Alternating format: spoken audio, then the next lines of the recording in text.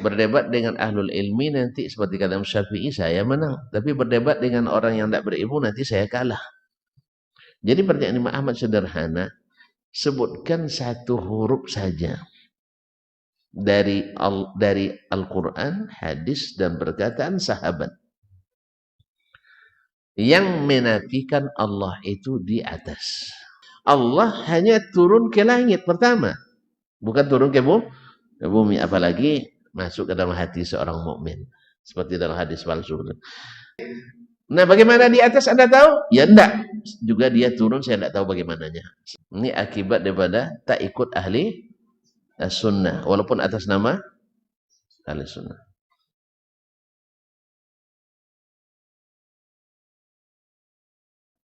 Makanya ketika Imam Ahmad bin Hanbal rahimahullah dipaksa oleh Al-Mu'tasim untuk berdiskusi, berdebat dengan Ahmad bin Abi Du'ad. Imam Ahmad bin Hanbal sebenarnya tidak mau. Tidak mau dia. Karena Ahmad bin Abi Du'ad itu bukan orang berilmu, tapi orang yang ahli berlogika. Bukan ahli al-ilm. Makanya Imam Ahmad menolak, ya Amirul Mukminin, saya tidak mau. Pasalnya dia bukan ahlul ilmi.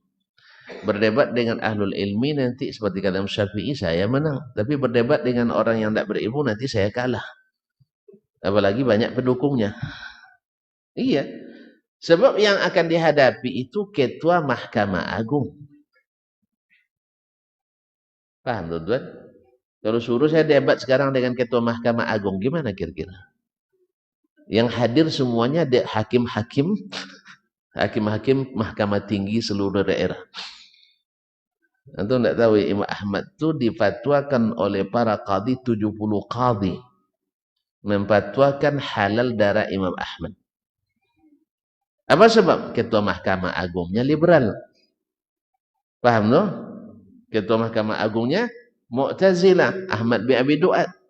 Itu yang disuruh berdebat dengan Imam Ahmad oleh presiden waktu itu, oleh Khalifah Al-Abbasi Al-Mu'tasim. Ghafarallahu lahu. Imam Ahmad tidak mau. Dia ini tidak berilmu. Tapi karena dipaksa juga. Hanya Imam Ahmad menerima. Akhirnya apa yang terjadi? Seluruh pertanyaannya terjawab oleh Imam Ahmad. Dan tidak satu pun pertanyaan Imam Ahmad yang terjawab olehnya. Nah, gimana itu? Mana yang hebat? Mana yang hebat? Iya. Imam Ahmad pertanyaannya sederhana. Ya Ahmad bin Abi Du'ad, Pak Ketua Mahkamah Agung. Kalau Ketua Mahkamah Agung tentu hakimnya semuanya yang dipilih. Woi. Kalau Ketua Mahkamah Agungnya Mu'tazilah, liberal, pasti yang ditunjuk sebagai kepala Mahkamah Tingginya siapa? Yang sebaham. Sebaham semuanya. Negeri Islam luas waktu itu kan. Sampai 70 orang yang fatwakan darah Imam Ahmad halal. Harus dibunuh. Innalillahi wa inna ilaihi raji'un. Tapi alhamdulillah nama Imam Ahmad cemerlang sampai hari ini dan insyaallah sampai kiamat. Yang 70 tenggelam dalam sampah-sampah sejarah. Walaupun mereka waktu itu merasa berkuasa waktu itu. Sebab apa? Mereka dalam kebatilan. Kebatilan itu akan hilang dan tenggelam. Makanya kalau tuan-tuan nak harum nama semuanya masa, jangan zalim. Walaupun di masjid, jangan zalim dah. Ini kadang-kadang masjid orang zalim juga kadang. Ya, di masjid jangan zalim. Jelas tak? Apa definisi nanti bicara tentang zalim kita secara tuntas. Ma'asyiral kiram dirahmati Allah SWT. Jadi pertanyaan Imam Ahmad sederhana, sebutkan satu huruf saja dari Al-Quran, hadis, dan perkataan sahabat yang menafikan Allah itu di atas. Dengan pokoknya sifat-sifat Allah, bicarakan masalah sifatnya. Fabuhital ladzi kafara. Tidak ada yang bisa jawab dia. Dia bukan ahlinya. Dia hanya pakai pemikiran. Dan memang tidak ada yang menafikan Allah di atas. Tidak ada yang mengatakan Nabi mengatakan Allah bukan di atas. Tidak ada sahabat yang mengatakan Allah bukan di atas. Lalu ada ayat-ayat, disebutkannya ayat. Wa huwa ma'akum aina ma kuntum aw haitsu ma kuntum. Dimanapun kalian berada, Allah bersama kalian. Di dalam ayat itu sendiri ada tafsirnya. Ya'lamu, Allah mengetahui, berarti yang bersama itu ilmunya, bukan zatnya. Dan jelas orang Arab biasa mengatakan aina ma tasir fasyamsu ma'akum. Manapun kalian berjalan, matahari bersama kalian. Biasa kan? Kemanapun kita berjalan, matahari menyertai kita. Tapi apakah matahari duduk bersama kita? Hah? Ya, ikhwan. Hah? Antum sekarang terbang dari sini ke mana? Bilang jangan Amerika lah, Makkah lah. Bilang saya. Makanya lambat nih haji nampaknya. Bilang ke Makkah. Ke Makkah. Dari sini sampai ke Makkah matahari menyertai kita tak? Tapi apakah matahari ikut pesawat? Ya enggak. Wallahu akbar. Allah Maha besar. Jadi Allah bersama kita, tidak mesti zatnya bersama kita. Makanya kita katakan Allah hanya turun ke langit pertama, bukan turun ke bumi, apalagi masuk ke dalam hati seorang mukmin. Seperti dalam hadis palsu. Dia Allah di atas tidak percaya dia besar kan? Tapi kalau masuk dalam hati yakin dia. Yang palsu diterimanya, yang sahih ditolaknya. Ini lucu saja.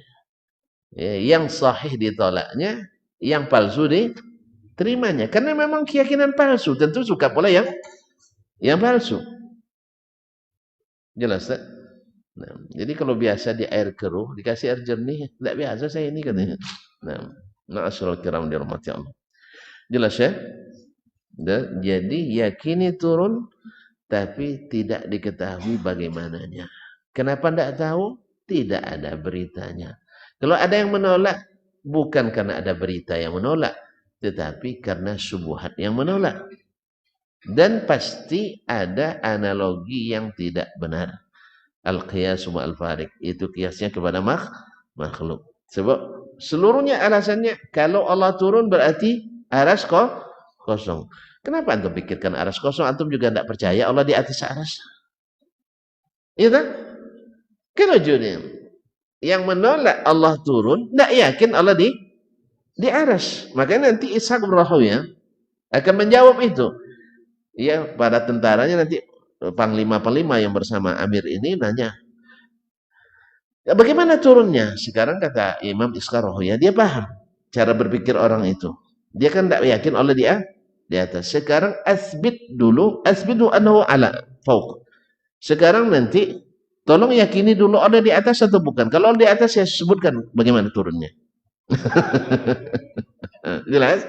Akhirnya terpaksalah dia Allah di atas. Oke? Nah, bagaimana di atas Anda tahu? Ya enggak. Juga dia turun saya enggak tahu bagaimananya. Selesai masalah. Jadi dipaksanya dulu para tentara itu, panglima itu yakin tak Allah di atas? Ya, kalau Anda tidak yakin Allah, pasti tidak yakin turun. Ini pasti ini. Jadi masalahnya berkelindan ini. Jadi kenapa orang ini menolak Allah turun? Karena dia juga yakin Allah di atas. Nah, kalau tidak yakin Allah di atas, pasti tidak yakin turun. Jelas Ustaz? Ya, jelas. Kalau tidak yakin Allah bersifat ini, tidak yakin juga bersifat itu. Ini akibat daripada tak ikut ahli sunnah. Walaupun atas nama ahli sunnah. Ingat, ahli sunnah. Jangan lupa ya kaji malam tadi. Yang tidak hadir, tanya ke yang hadir. Yang lupa tanya pada yang ingat. Bahwa yang dimaksud dengan ahlus sunnah itu adalah as-sahabah. Ini definisi bukan dari kita, dari Nabi SAW. Ini dari Nabi SAW. Apa sebab di zaman mereka tidak ada ormas tertentu, tidak ada partai politik, tidak ada aliran-aliran kepercayaan, tidak ada istilah mereka beramal menurut keyakinan masing-masing, tidak ada. Mereka selalu bertanya, kaifa kana Rasulullah, maza qala Rasulullah, maza amara Rasulullah.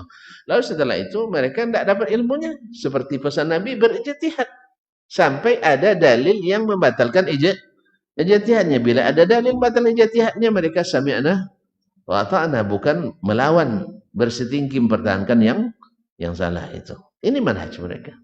Kita juga seperti itu. Kalau terbukti salah apa yang kita katakan dengan dalil, ya kita harus siap untuk meninggalkan itu. Harus siap meninggalkannya. Karena kita pasti tak semua